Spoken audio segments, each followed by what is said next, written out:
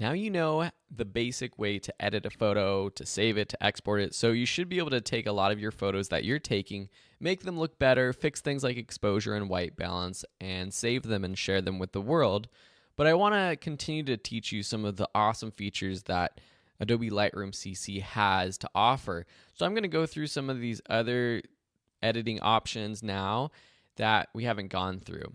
In this lesson, I'm talking about lens corrections. It's a really quick technique or trick that will, quote unquote, correct the way that your lens sees.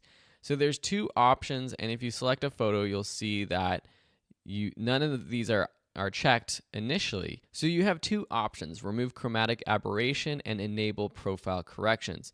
Chromatic aberration is a color sort of distortion that may happen, and you may see along the edges of things in your photo, like purple lines or red or green lines or some just sort of color distortion.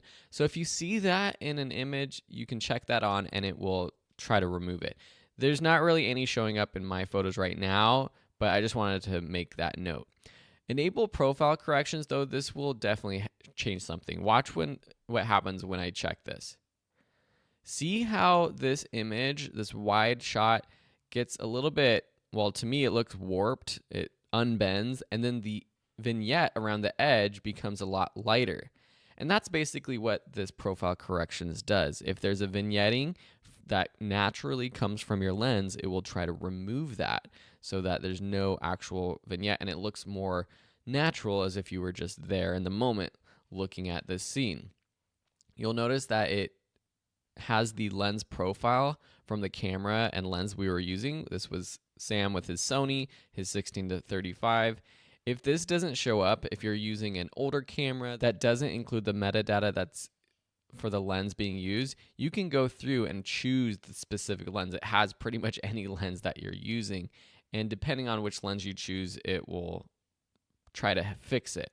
But you want to make sure that you're using the same lens that you're actually using. You can also go forward and do some manual adjustments down here to fix the distortion or the vignetting even more. So if I do this distortion, you can kind of see what's happening. It's kind of stretching it. It's flattening it out. It looks like it's stretching it, but it's actually flattening out the image. And then same with the vignetting. It's going to keep the vignette, the natural vignette, or it's going to remove it. So that could be kind of a stylistic thing. I'll just show you one more image. This is the macro photo. So here, if we check on enable profile corrections, you can see it's very subtle, but it basically flattens out the image. No one's really going to notice unless you're using a very wide lens, like a fisheye lens. It will be more pronounced. If you just click the manual button up at the top, you can adjust things like the distortion, and this is kind of extreme. You can get kind of cool effects if you want. If you check on the constrained crop, when you do that, it will increase the size of your photo so it doesn't have those white edges on the sides when you are doing a distortion adjustment. Then you have the defringe, which is what is happening with the chromatic aberration. You have this fringing on the edges of things, and you can kind of see it in this image. There's this green sort of edge to this petal right here. So if we take our eyedropper and we go to the edge, pick a fringe color, which is this green, and then we do the before and after, it's so subtle. It's so hard for you to see, but I can actually see it with it. Before, you see the green, after, without the green.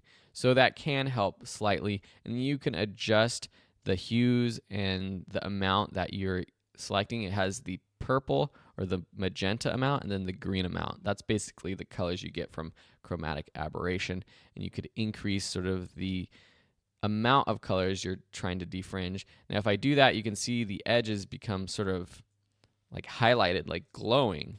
So I don't want that necessarily. So I'm going to undo that, go back to where it was. So that can help fix the colors on the edge.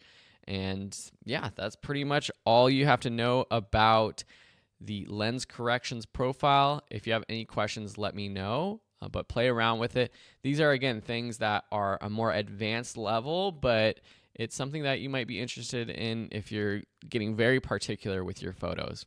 Thanks a lot for watching, and we'll see you in another lesson.